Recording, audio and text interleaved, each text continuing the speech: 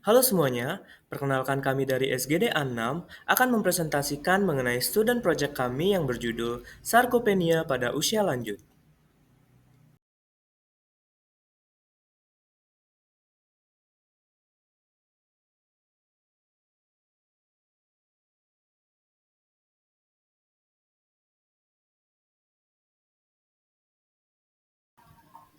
Baik, masuk ke latar belakang. Sebelumnya perkenalkan saya Raisa Fatin Maharani dengan NIM akhir 217.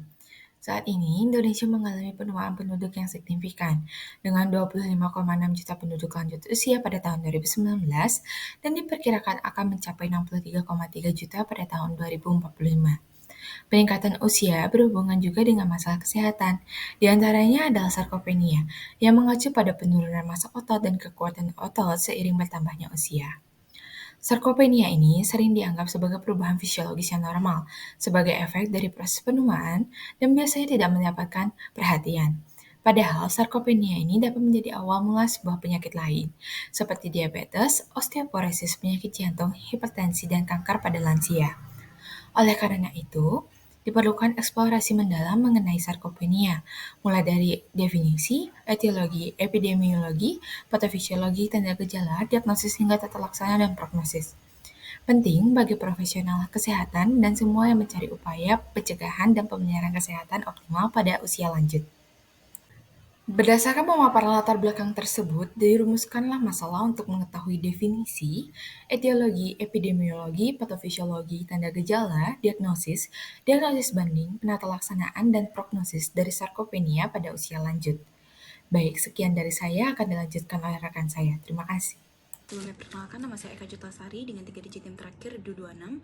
Adapun tujuan dari student project kali ini, yang pertama untuk mengetahui definisi sarkopenia pada usia lanjut, yang kedua untuk mengetahui etiologi dan sarkopenia pada usia lanjut, yang ketiga untuk mengetahui epidemiologi dari sarkopenia pada usia lanjut, yang keempat untuk mengetahui patofisiologi dari sarkopenia pada usia lanjut, yang kelima untuk mengetahui tanda dan gejalanya, yang keenam untuk mengetahui diagnosis dan diagnosis banding dan juga penata laksanaan dan prognosis dari sarkopenia pada usia lanjut. Adapun manfaat dari kajian ini sebagai berikut. Yang pertama, manfaat yang akan diberikan bagi sivitas akademika. Kajian ini diharapkan dapat menjadi sumber referensi terkait kajian sarkopenia.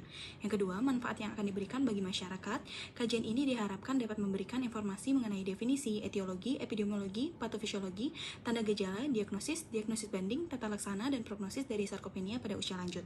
Dan yang ketiga, manfaat yang akan diberikan pada pemerintah. Kajian ini diharapkan dapat menjadi suatu solusi maupun referensi untuk meningkatkan tingkat kualitas kesehatan Indonesia, khususnya bagi penduduk usia 60 tahun atau lebih. Sekian dari saya, dilanjutkan dengan teman saya. Terima kasih.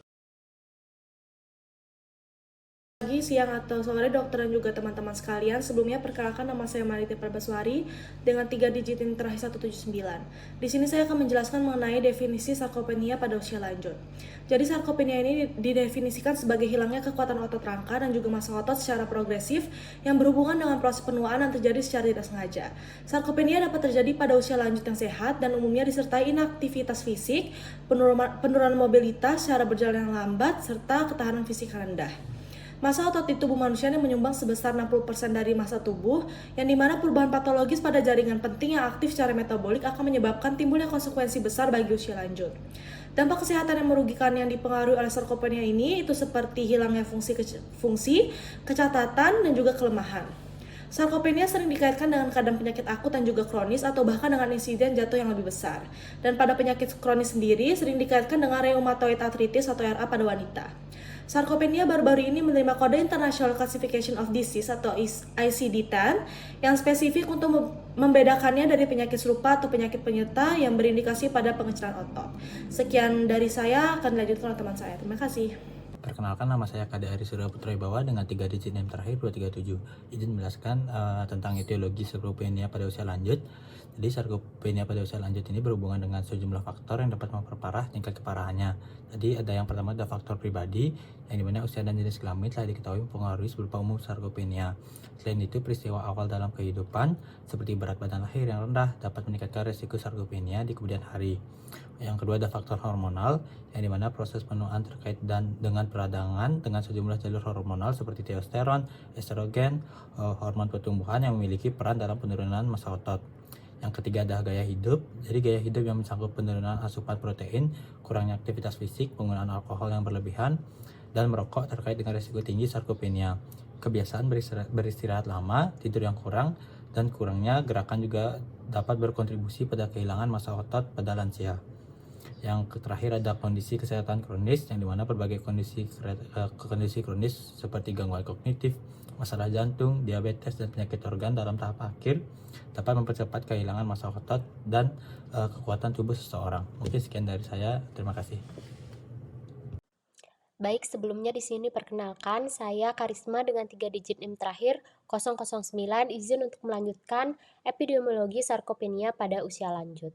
Nah, sarkopenia sendiri mempengaruhi sekitar 10 hingga 16% orang dengan usia lanjut di seluruh dunia. Kemudian untuk prevalensi lebih tinggi biasanya pada pasien dengan kondisi khusus seperti diabetes sebanyak 18% dan juga kanker esofagus yang tidak dapat dioperasi sebanyak 66%. Nah, risiko lebih tinggi terhadap dampak merugikan termasuk kelangsungan hidup rendah, komplikasi pasca operasi, dan juga masa rawat inap yang lebih lama. Kemudian, sarkopenia juga berdampak negatif pada kelangsungan hidup dan bebas progresi penyakit. Kemudian terakhir kaitannya dengan resiko jatuh, patah tulang, dan juga gangguan metabolisme, gangguan kognitif, serta mortalitas pada populasi umum. Perkenalkan, nama saya Kamal Ranina Putri Lantari dengan 3 digit NIM terakhir 068. Saya izin untuk melanjutkan bagian patofisiologi, yang mana patofisiologi dari sarkopenia ini adalah karena adanya faktor penuaan. Proses penuaan ini dapat mengganggu homeostasis dari otot rangka yang akan menyebabkan terjadinya ketidakseimbangan pada proses anabolik serta katabolik. Perubahan seluler yang terjadi ini ditandai dengan terjadinya penurunan dari serat otot tipe 2. Hormon ini juga dapat berpengaruh terhadap terjadinya patofisiologi dari sarkopenia, yang mana ketika terjadinya penurunan dari growth hormon dan juga insulin ini dapat menyebabkan terjadinya peningkatan lemak visceral, penurunan lean body mass, dan juga densitas mineral tulang. Peningkatan hormon kortisol juga dapat berpengaruh terhadap terjadinya sarkopenia, karena ketika terjadi peningkatan pada hormon kortisol ini dapat mengakibatkan terjadinya penurunan kadar vitamin D yang akan berdampak pada menurunnya kekuatan otot. Sekian dari saya akan dilanjutkan oleh teman saya. Terima kasih. Baik, perkenalkan nama saya Nima Delia Amanda Setiawati dengan 3 digit NIM terakhir 110. Di sini akan melanjutkan penjelasan mengenai tanda dan gejala sarkopenia pada usia lanjut. Adapun tanda dan gejala sarkopenia adalah yang pertama, penurunan massa otot yang bisa ditunjukkan dari pemeriksaan fisik adanya pengurangan ukuran otot. Yang kedua, penurunan kekuatan otot yang ditunjukkan dari adanya kesulitan dalam melakukan aktivitas sehari-hari. Yang ketiga, ada ketidakmampuan melakukan aktivitas fisik, di mana di sini ditunjukkan dari kesulitan dalam melakukan aktivitas fisik yang sebelumnya dapat dilakukan dengan mudah. Dan yang keempat, kelelahan yang berlebihan. Di sini kelelahan yang lebih cepat dan intens bahkan saat melakukan aktivitas yang ringan. Demikian tanda dan gejala dari sarkopenia pada usia lanjut akan dilanjutkan oleh teman saya. Baik, perkenalkan nama saya Imade Yogi Satria Dharma Putra dengan 3 digit NIM terakhir 202. Saya akan menjelaskan mengenai diagnosis sarkopenia pada usia lanjut.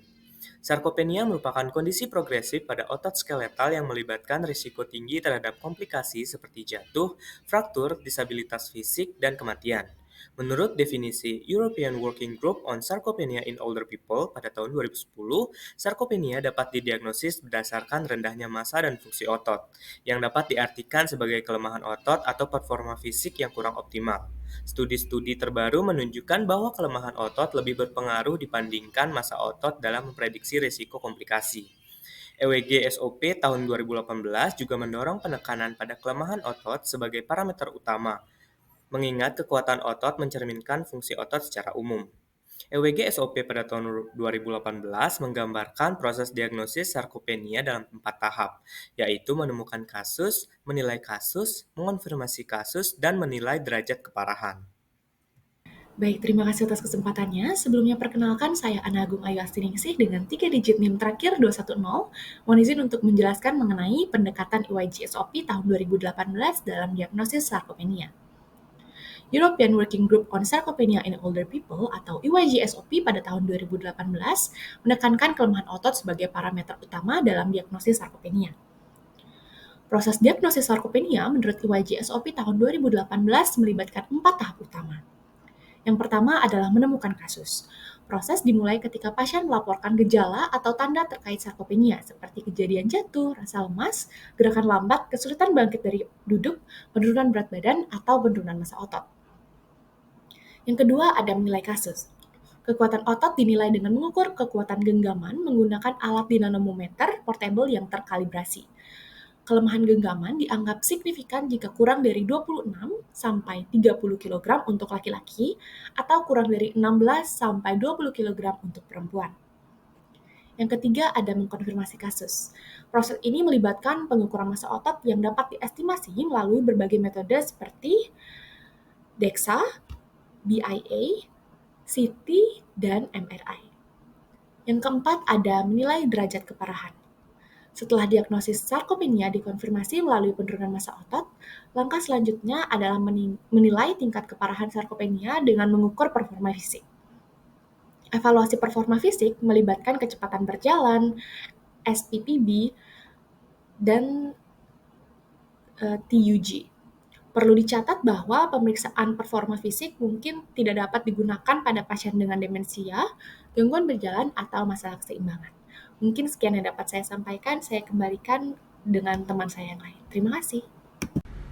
Perkenalkan, saya Ngurah Arya Mahadipaka dengan 3 digit terakhir 043. Di sini saya akan menjelaskan tentang diagnosis banding dari sarkopenia. Di mana diagnosis sarkopenia seringkali disamakan dengan dinapenia dan frailty. Di mana dinapenia ini merujuk pada kehilangan kekuatan otot terkait penuaan, yang dimana massa otot ini sering tetap normal, tetapi kekuatan otot menurun lebih cepat daripada penurunan massa otot. Sementara itu, frailty merupakan sindrom geriatrik multidimensi dengan penurunan kumulatif fungsi atau sistem tubuh. Seperti sarkopenia, frailty juga dapat menunjukkan kelemahan otot, rendahnya kekuatan genggaman, dan kecepatan berjalannya yang lambat.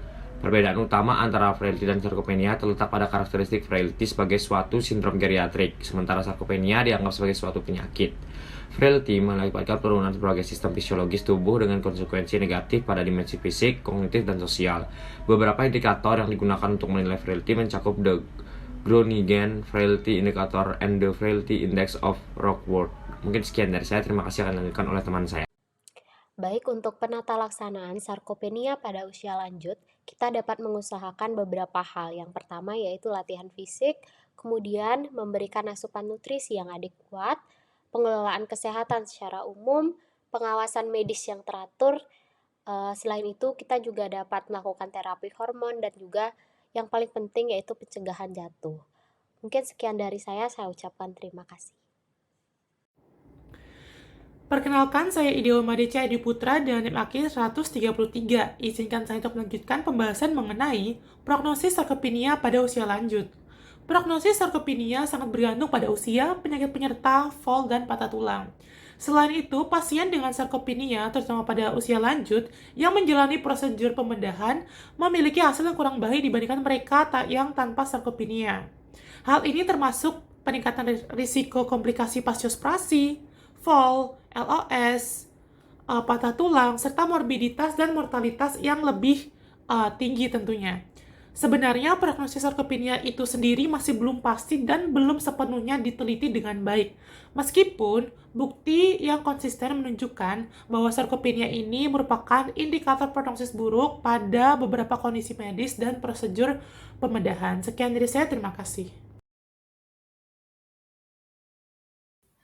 Baik, sekarang saya di sini akan melanjutkan pada bab 3 bagian kesimpulan. Sebelumnya, perkenalkan saya Nararia Ngurah Wijaya dengan 3 digit NIM terakhir 031. Sarkopenia didefinisikan sebagai hilangnya kekuatan otot langkah dan massa otot secara progresif yang berhubungan dengan proses penuaan dan terjadi secara tidak disengaja.